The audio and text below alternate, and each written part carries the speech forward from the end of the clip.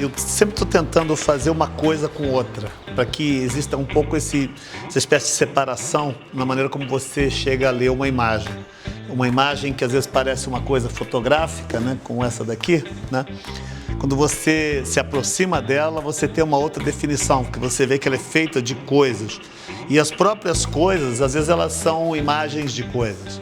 Então, criar esses problemas, criar esses obstáculos, faz parte do meu trabalho como artista. Tem uma frase do Mark Twain que é genial, que ele falou que ficção é muito mais difícil que realidade, porque ficção tem que fazer sentido, né? Eu acho que Conta-Raça, ele é uma figura simbólica. Ele nasce no primeiro dia do século XX e morre no último dia do século XX. Ele é o século de todos os erros e todas as conquistas. Ele é o século de uma ingenuidade quase primitiva.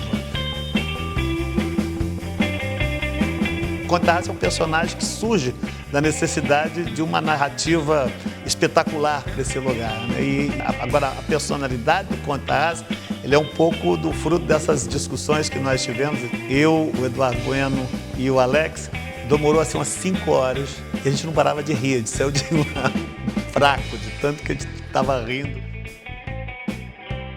O nome Conde-Tarrasa, né?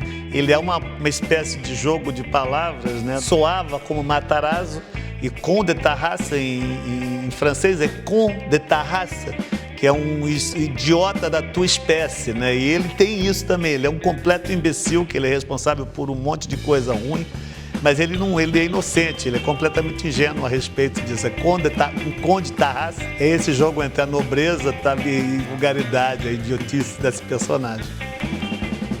O Conde-Tarrasa, por exemplo, ele é responsável pela derrota do Brasil na Copa de 50 no Maracanã, quando ele, por alguma razão, atrai a atenção do goleiro Barbosa e a bola entra, e ali tem a virada do Uruguai. Esse tipo de coisa que acontece e está documentado nessa fotobiografia do Conde.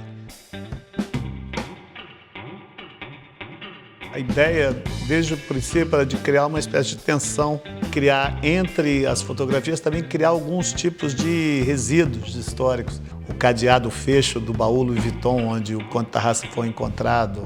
E é lindo isso, sabe? Você pode pegar objetos banais e você conta uma história sobre aquilo que imediatamente você energiza esse objeto com alguma coisa. A história que nós conhecemos, a que nos é passada, são histórias de hierarquias, são histórias de poder.